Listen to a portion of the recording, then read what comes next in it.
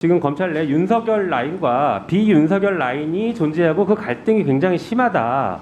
윤석열 사단이라고 불리우는 것들은 뭐 언론에서 흔히 보도가 되었었고요.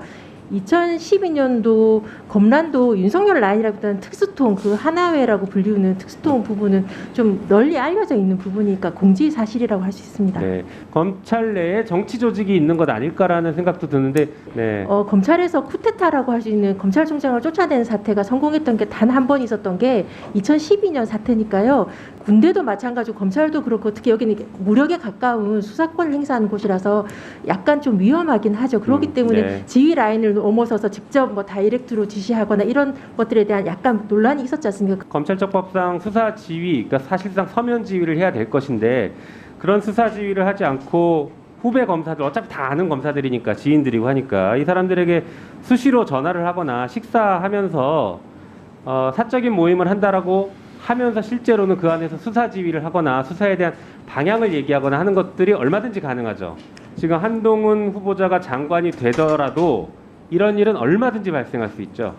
그거야 뭐 위험성이 있죠. 예. 네, 아까 그래서 제가 한동훈 후보자에게 후배 검사들에게 사적인 통화하지 말고 만남하지 말라라는 것을 약속해달라라고 했더니 끝까지 약속을 안 하시더라고요.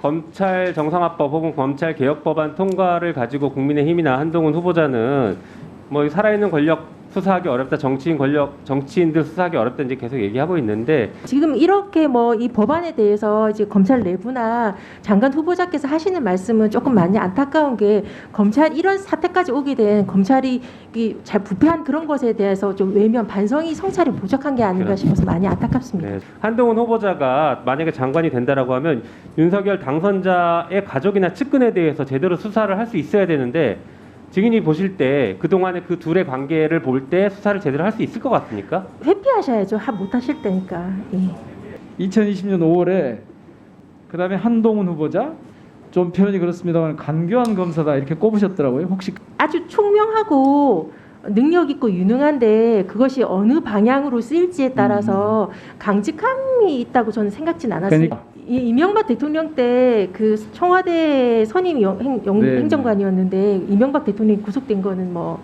아시지 않습니까? 네. 예. 법과 원칙에 따라 하진 않고요. 진실을 찾아가지 않고 사실을 갖다 만들어가는 사람들을 저는 정치 검사가 아니죠. 예. 예, 그러니까 한동훈 후보자 같은 경우는 정치 검사고 이런 경우는 정상적인 검사라고 보기 어렵다는 결론이네요. 결국 저는 아주 위험한 분이라고 위험하다. 생각했고요. 적어도 저는 계속 그 한동훈 후보자가 검사 블랙리스트 관련된 집중관리 대상 검사 관련된 분이라고 제가 지금 의심을 했기 때문에 법무장관 후보자로서도 별로 적합하지 않다고 보시겠네요. 총장 후보자였던 윤석열 후보자님한테 좀 멀리하시라고 제가 부탁드렸던 분이니까요. 같은 맥락이라는 말씀이시죠? 그렇죠.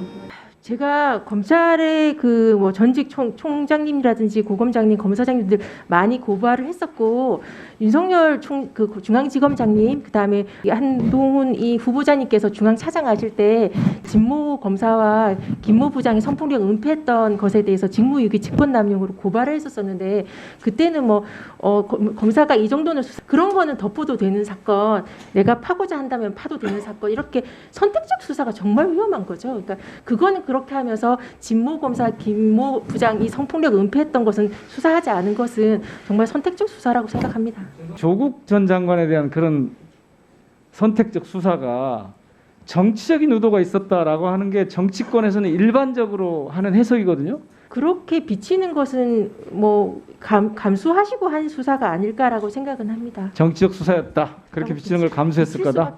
채널A 사건도 그렇고 뭐 강원랜드 사건에서도 문무일 총장님 때도 그렇고 그렇게 좀 조직 논리랑 이런 것들이 충돌할 때가 되면 합리적 의사결정을 하는 채 하면서 각종 위원회 자문단 뭐 이렇게 하는 것은 검찰에서 좀 산투적인 기법이죠. 예. 아니 그 외에 담당하는 검사에게 사건의 처리 방향이나 이런 거 관련해서 지금 한동훈 후보자 같은 경우에도 직접 피의자로 입건되고 한 경우도 많이 있었잖아요. 네. 그럴 때는 사건 처리의 방향과 관련해서 공공연하게 압력을 행사한다. 메신저나 전화 등으로. 그렇죠. 그러니까 저한테 그 블랙리스트 올라서 공개적인 조리 돌림이나 이런 것들은 거기에 대한 그 유무형의 압박을 보여주는 거니까요. 답답합니다. 그리고 검언 유착 사건에서도 이렇게 유사한 방식으로 이제 감찰을 방해를 했는데 감찰 담당 검사로서 한동훈 후보자가 당시 감찰방에 영향을 행사했다고 판단합니까? 인지상정이고 통화 내역이나 뭐 이런 것들에 대한 뭐 횟수나 이런 걸 보면 안 했을 거라고 생각하는 것 자체가 합리적이지 못하다고 생각은 합니다만 네. 이건 여하튼 제 그냥 객관적으로 신문 보도를 보고 난 그 합리적인 추론입니다. 휴대폰 포렌식 계속 거부하고 있잖아요. 한동훈 후보자가 비밀번호 안 알려주고. 그다음에 최근에 고발 사주 사건 검사들이 막 조직적으로 증거인멸 행위를 하지 않았습니까? 네. 그런데 그런 사람들 중에 한 분은 지금 법무부 장관 후보가 돼 있습니다. 그런 조직적인 그 증거인멸 행위 검사로서 그런 행태들에 대해서 어떻게 생각하십니까? 뭐 그러니까 검찰 수사를 많이 해보신 분들이 수사를 피하는 법을 국민들한테 보여주는 것으로 보여져서 바람직하지 못하다라고 생각은 하는데 뭐 피의자로서 내지는 뭐 이런 것 방어권은 이해하는데 검사로서 법무부 장관 후보자로서는 국민들한테 좋은 영향을 미칠 거라고 생각지는 않아서요. 우려하는 바가 있습니다. 검사가 직접 수사를 계속 더 넓혀야 된다. 고집하고 있는 그 고집하면서 국회 입법권에 대해서 이렇게 집단적으로 반발하는 거에 대해서 어떻게 생각하십니까? 수사권 조정이라든지 뭐 공식 기소권 수사권 분리 등은 지금 1, 2년 이야기가 된 게 아닌데 검찰이 성찰이 부족해서 이 지경까지 온 것에 대해서 그러니까 깊이 좀 반성했으면 좋겠고 우리 지금 이렇게 집단 행동 자체가 우리가 세월호 시국 선언했던 선생님들 기소하고 징계 그 시국 선언한 선생님들에 대해서 징계 제대로 안 했다고 직무유기로 교육감을 기소했던 검찰에서 이렇게 집단 행동을 할 수 있는가에 대해서 걱정하시는 분들이 많을 텐데 검사들이 이럴수록 반성의 목소리는 없고 외부를 향해서 공격적인 말을 갖다 집단적으로 한다면 국민들이 더 걱정하지 않을까 싶어서 많이 우려하고 있습니다. 그리고 5년간을 꼭 잘 버텨주십시오. 뭐 버티는 것은 뭐 네. 네. 중간에 그만두실 생각은 전혀 없으시죠? 추호도 없습니다. 예.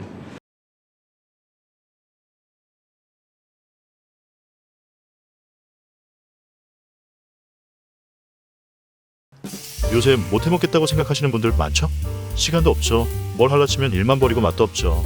자, 그럴 때일수록 더 잘 먹어야죠. 그냥 한 팩 뜯어서 프라이팬에 7분만 볶아보세요. 이 짧은 시간에 양념이 제대로 된 정석 돼지불백 다 됐습니다. 깔끔하게 매콤한 고추장 돼지불고기랑 단짠단짠한 간장 돼지불고기 뭘 더 좋아하세요? 국내산 회와 양파를 사용해서 정성껏 숙성시킨 양념육을 혼밥으로, 술안주로, 그리고 밥반찬으로 넉넉하게 드셔보세요. 빠르죠? 간편하죠? 맛은 놓칠 수 없으니까. 킥킷 제주 안동 고추장 돼지불고기, 간장 돼지불고기. 지금 김영민닷컴에서 2가지 맛 할인가에 절찬 판매 중.